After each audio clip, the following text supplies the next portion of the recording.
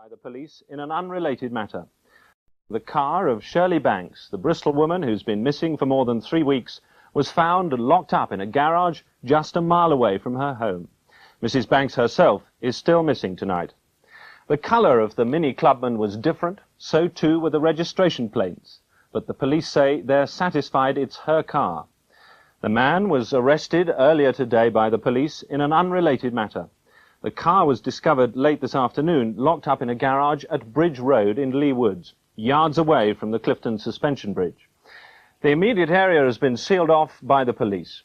Chris Conybeare reports. The missing car was discovered in lock-up garages behind these flats in Bridge Road earlier today. The sequence of events began when police arrested a man in connection with an offence unrelated to Shirley Banks' disappearance. In the course of questioning him, they discovered where the car was. It was discovered with a different colour, royal blue. It had different registration plates. But police are satisfied that it is Shirley Banks' car. A police lorry arrived to take it away for forensic tests. Police have contacted Shirley Banks' husband, and they've confirmed that there's no trace of Shirley Banks herself. She disappeared without trace and apparently without cause. Everyone who knows her said she was happy. 6 weeks previously, she had married the man who'd shared her life for 8 years. She had a good job and a bright future at a Bristol clothing firm. 3 weeks ago tonight, at 5:50 p.m, she left her office for the last time. She went late-night shopping in the Broadmead area. At about 7:30, 2 of her colleagues saw her in Debenhams. A few minutes later, she visited Marks & Spencer and bought stockings and shoes with her charge card. She didn't return to her terraced house in Clifton. Her husband began to call friends to see if she'd gone visiting. The next morning, it's not known from where, she called her work. She said she'd had an upset stomach and was taking the day off. Shirley Banks had mingled with the late-night shopping crowd and disappeared. Paul Cannan with that report, and we will of course bring you an update on any further developments on that. After the car of missing Bristol woman Shirley Banks was discovered just a mile from her home. Mrs. Banks, who disappeared more than 3 weeks ago, is still missing. The car was discovered following the arrest of a man earlier today for an offence unrelated to the disappearance of Shirley Banks. The colour of her orange Mini had been changed, so had its registration plates. But police say they're satisfied it is her car and have removed it for forensic tests. Shirley's husband Richard was told of the car's discovery at Redland Police Station. He was then driven back to their home in a police car. The man accused of stealing Shirley Banks' car into Mrs. Banks' disappearance. However, the police say they don't want to give specific details of its contents. The search for other clues into Shirley Banks' disappearance has spread nationwide, with several more police forces setting up links with Bristol, making the new incident room computer a vital tool in the investigation. Among the new leads coming in today, a handbag found in Lee Woods by a forestry worker. But police say there's no indication yet it belongs to Mrs. Banks. This morning, her parents, George and Liz Reynolds, made a special visit to the incident room to hear the latest developments and to thank those working on the case. Staff at the incident room in Avon and Somerset's training headquarters in Bristol give daily reports to the Reynolds, and today they drove all the way from home in South Somerset to thank them for their support. That's incredible, really. Well, I mean, the main reason for our being here today, of course, is just to say how much we appreciate the effort you're all putting in. It's a great support to us, really. It's the most rewarding thing that can be going on. They saw the new Holmes computer at work. It's the Home Office major inquiry system, and it's playing a vital role in the inquiry. In the last week, the incident room has been able to process over 3,500 statements, reports and inquiries. It was first used in Operation Delivery last year and has replaced the old and chaotic card index system. As a result of the Byford inquiry following the mistakes and confusion of the Yorkshire Ripper investigation, all forces are now required to operate a computer which can coordinate inquiries across force boundaries. All the London computer's information about Susie Lamplou's disappearance can now be studied on these terminals. Open up a link to Humberside headquarters, and now thousands of lines of inquiry open up too. And it's drastically cut back time-consuming paperwork. A 27-page statement that came in this morning was fed in and ready for instant recall within minutes. The days of the manual instant room, we'd have had to send somebody down to a cellar where the information had been archived and spend several days looking through the piles and piles of paper that we would have had in the hope they would find that information. And often they would have been unsuccessful. But now he can type in a word like taxi and find any reference anywhere in the statements. I'm now going to ask the computer to search every document that we have in the system, which contains literally millions of words. So I've asked the computer to search. It scans its memory in just a couple of seconds. And it has now come up, having searched every document, to tell me there are 7 documents that contain the word taxi. In addition to that, the computer will show me the exact page that word appears on and will highlight the word. The impression we've got is that you all want the result just as much as we do too, which is, again, very reassuring. And with the Shirley Banks investigation becoming more wide-ranging every day, a planned expansion of the system due later this month could be crucial. The man accused of stealing a car belonging to Shirley Banks appeared before magistrates today on a fresh charge, this time attempted abduction. John Cannan from Lee Woods in Bristol is accused of trying to kidnap a woman in central Bristol on the day before Mrs. Banks disappeared. David Garmston was in court. It was his second appearance before Bristol magistrates this week. Cannan was brought the 5 miles from Filton Police Station to No. 1 Court. In addition to existing charges of stealing a minicar and alleged assault in Leamington Spa, he was to face a new accusation. John David Gorst Cannan was further charged that on October the 7th, he attempted to forcibly abduct and carry away Julia Holman against her will. The incident is alleged to have happened at the Cannons Road car park in central Bristol. Cannan said nothing, but he nodded his head in agreement when his solicitor said he would have no objection to a further remand in custody. Cannan will appear again next Tuesday. He was taken back to Filton Police Station for further questioning. He had a flood of calls about a man they say is connected with the inquiry. Detectives have taken the unusual step of issuing a photograph of the man. He hasn't been named. Avon and Somerset police believe the man in the photograph is connected with the disappearance of missing bride Shirley Banks. They also produced 4 keys they say could fit a flat or garage. The police are anxious for new information that could lead to Shirley Banks' whereabouts. We're hoping that the public will come forward and say they've recognised this man, they've seen him, they've had dealings with him, particularly someone who has had dealings with him in a business connection, certainly in the course of letting or leasing property.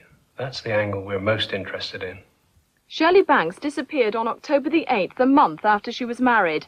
She was last seen late-night shopping in Broadmead, Bristol. Her resprayed car was found in a lock-up garage on the edge of the city. Since then, despite exhaustive inquiries, there has been no major breakthrough. The police are hoping the photograph and keys will jog someone's memory. Tonight, calls from the public are flooding into the incident room near Bristol. Brenda Rowe, ITN, Bristol. Into the disappearance of Shirley Banks 2 months ago. They've also issued a nationwide appeal for any information about this man that could help to find out what happened to her. The police also released details of 4 keys they found during their investigations. They have not named the man in the photograph or given details about him. Detectives are anxious to know the man's whereabouts since January last year. We're hoping that the public will come forward and say they've recognised this man, they've seen him, they've had dealings with him, particularly someone who has had dealings with him in a business connection, certainly in the course of letting or leasing property. That's the angle we're most interested in. What about the keys? Well, the keys, and as you see, there's quite a sample of keys here. These have come into our possession during the course of the inquiry with other keys. These are the 4 that we aren't able to identify at the moment. And it's certainly the nature of this inquiry that we are now looking at every single detail to try and find some link with Shirley Banks. Shirley Banks disappeared a month after she was married. She left work to go to late-night shopping on October the 8th. She was last seen in Debenhams in Broadmead, Bristol, buying a dress. Her car was found in a lock-up garage in a block of flats in Lee Woods. Since then, despite an exhaustive search, the police investigation has gone quiet. Police believe the photograph and keys could produce new vital information. No call is too insignificant. Someone may be tempted not to ring because they think it's a trivial call and may waste our time. But please ring. We'd rather have a dozen false alarms and then one definite good lead. Tonight, calls are flooding into the incident room. Police are asking the public to contact their local police station first. Gerald Haycock reports. This was an unprecedented move by the police, one they say was necessary because of the gravity of their inquiries.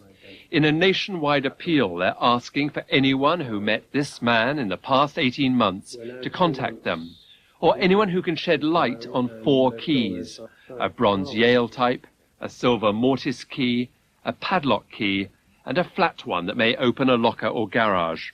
We're just hoping that the public, if they get a good look at these pictures, the photograph of the man and the photographs of the keys, have a good look at them, try and recognize them. If they know the man, we're anxious that they get in touch with us and tell us where they've met him, particularly if it's in a business connection, renting accommodation, letting premises, that sort of thing.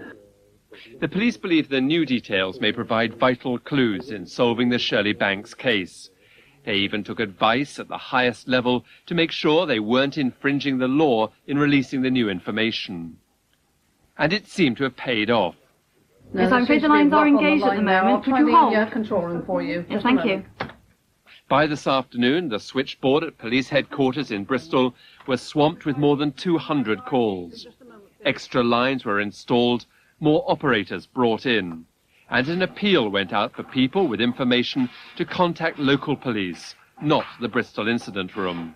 We're having a variety of calls from people as far away as Cornwall and up in the north, Manchester, Leeds, Liverpool, calls about the keys, some about the man, all very interesting, and all are going to be processed and investigated thoroughly. What sort of things are they saying to you about the man? Well, the sort of people that are phoning us are taxi drivers who says that they have seen the man and given him lifts, people from pubs say that they've drunk with him, and people about the keys who are giving us information about premises that they own. The police say the key and the photographs are the last evidence that's likely to be released publicly. In a final appeal for information, they repeat that nothing should be considered too trivial to ring them about. This morning, businessman John Cannan made a further court appearance charged with kidnapping Shirley Banks. He was again remanded in inquiry. So what are you doing with all this information that's coming in? It's examined. Every lead is followed up. Obviously some are more important than others. We've got extra staff have come in, and in fact they're out today at the moment investigating the information we've had. Police say callers have also provided much information about an unidentified man they want to talk to. From taxi drivers to publicans, information has been pouring in to every police area of the country. 50 detectives will now start analysing it, but it'll be many weeks before they know if they have any new significant leads as to where Shirley Banks may be. Now football. And since yesterday's release of the photograph. Extra detectives were drafted in today to cope with the flood of new information in the Shirley Banks investigation. Police looked at lock-up garages and premises in the Bristol area to find the locks to 4 keys they put on show yesterday. The police asked the public to help trace the premises they belong to. They also released a photograph of a man that they believe is connected with Shirley Banks' disappearance. These are just some of the messages taken from people ringing in following the latest police appeal in the Shirley Banks case. Over 400 calls were received, and they're all now being looked at by the 50 detectives still working on the case. Calls from Cornwall to Scotland were received by the police as well as from overseas. Mainly about the keys, to tell us what type of premises they think they would fit. For instance, the locker, the small flat key would probably be a locker key. The mortise and the Yale key are obviously keys to a front door flat, and the squire key is obviously to a padlock somewhere or other. Shirley Banks has been missing for exactly 2 months. The police are still treating the case as that of a missing person. Police say it will take them months to follow up all the new leads. On a late-night shopping trip in Broadmead, Bristol on October the 8th. She disappeared a month after she was married to Richard Banks. The police launched a nationwide search but despite thousands of lines of inquiry and interviews, they still haven't found her body. Pools in the Abbotsleigh area of Bristol were searched by underwater divers. Avon and Somerset police have taken the unusual step of charging a man with murder despite not having found the body. Just after 3 o'clock this afternoon, we have charged a 33-year-old man with the murder of Shirley Banks, some stage between the 7th and 30th of October, and he will be appearing in Bristol Magistrates Court tomorrow. Why have you taken so long to bring this charge? Well, it's been rather the case of collecting and accumulating evidence in a slow fashion, doing it properly, rather than some dramatic new breakthrough. What we feel now is the time that we have sufficient evidence to place before the court for a murder charge in connection with this incident. Except that you don't have the body. That must be a major obstacle. Yes, clearly. I think our number one objective is still to find Shirley. There is precedent for charging somebody with murder without there actually being a body in situ, however. Why haven't you been able to find the body? Simply, we don't know where it is, and it's an appeal we would make to all sorts of people, particularly the general public listening this evening. If you have any evidence that could help us locate Shirley, either on the movements on the particular evening she was last seen, which of course was the 8th of October, or subsequently, we'd very much like to hear from you. I repeat again, our number one objective is to find Shirley. A Bristol businessman, John Cannan, aged 33, has already been charged with kidnapping Shirley Banks and stealing her minicar. The British Medical Association has called for the immediate reinstatement. Shirley Banks, a man from Bristol, has now been charged with her murder.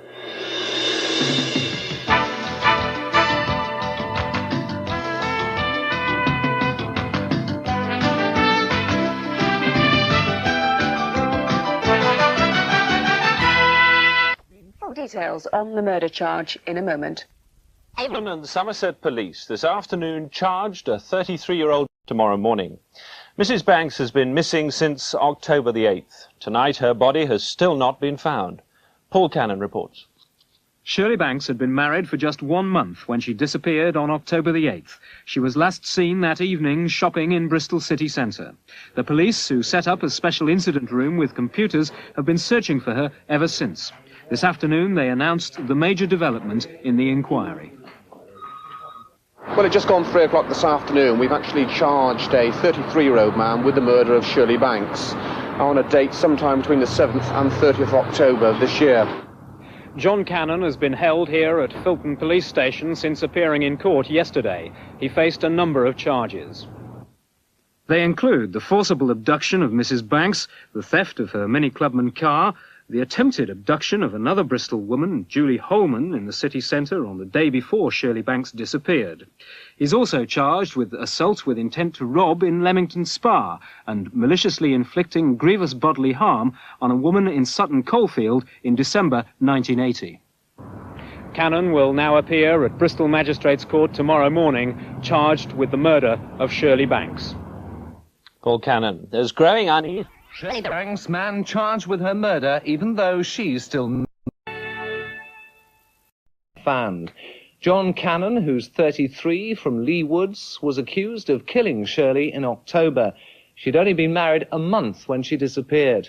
It's extremely unusual for a murder charge to be brought without a body. And in another strange twist, Cannan told the court he wanted to give a press conference. He was refused. Brenda Rowe was in court. This was John Cannan's 12th court appearance in the last 2 months. Today he was brought from Filton Police Station, where he'd been kept for questioning since Monday. John David Cannan made a 10-minute court appearance. The charge was read out to him that between the 7th and 30th of October this year, in the city of Bristol or elsewhere, he murdered Shirley Ann Banks. Cannan then said to the court that he was representing himself today and asked the bench for permission to hold a press conference in a nearby room to discuss what he called his lack of rights. He said, "I am being shut up in a cocoon with no contact with the outside world, and I have been refused access to the press." The chairman of the bench, Mrs. Stella Clark, after consultation, refused his request, saying that it did not fall within their jurisdiction. Cannan's remarkable demand for a press conference was, he said, to discuss disquieting matters the public had a right to know. The Home Office and Horfield Prison have ruled out any meeting between the press and Cannan. Although he faces a murder charge, Shirley Banks' body has not been found. John Cannan, aged 33, of Lee Woods, Bristol, now faces the following charges: murdering Shirley Banks, kidnapping her and stealing her mini car. attempting to abduct Mrs. Julia Holman of Abbotsleigh, Bristol, from Cannan Marsh car park in the city centre. He's further charged with assaulting a shop assistant with intent to rob in Leamington Spa and indecent assault in Sutton Coldfield, causing grievous bodily harm. Cannan makes his next court appearance on December the 30th. The parents of Shirley Banks, George and Liz Reynolds, carried on life as normal in Crewkerne as Cannan faced the charge of murdering their daughter. Mr. Reynolds said the charge did bring a finality to their 11 weeks of sadness, but his wife said she desperately needed Shirley to be found so that at least she could grieve properly.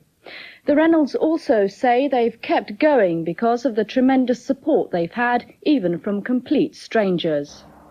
Shirley Banks's father and stepmother are preparing for Christmas without her. At their home in Crewkerne, the festive celebrations have a hollow ring. But the couple have drawn strength from the many cards, letters and flowers that have been sent to them, including a card from Shirley's firm, Alexandra Workwear in Bristol. The Reynolds have the wedding pictures of Shirley to look back on, but it's been a shattering experience. There still remains this uncertainty for us. Mrs. Reynolds, how about you? What do you think now? I still feel now desperate to find Shirley. I don't think we can really come to terms with grieving for her until she's been found. So I obviously feel that I just want somebody to come forward and just perhaps help the police with their inquiries more, just to put us out of our misery. We have super friends and all sorts of people that we've never even met before have written to us. We've had cards, we've had flowers, we even had some flowers from the Seance, so that's given us tremendous support. What sort of a Christmas will you be having? Obviously without Shirley, but what sort of Christmas will it be? Well, this isn't going to be a Christmas that will be full of fun and jollity, clearly. But we will be together, and I know we shall draw strength from the whole family being here, and therefore we will, I hope, derive a great deal of comfort from sharing Christmas together in that way. Despite the murder charge, the Reynolds will keep with them this Christmas the thought that until Shirley is found, there is always hope. This is BBC One.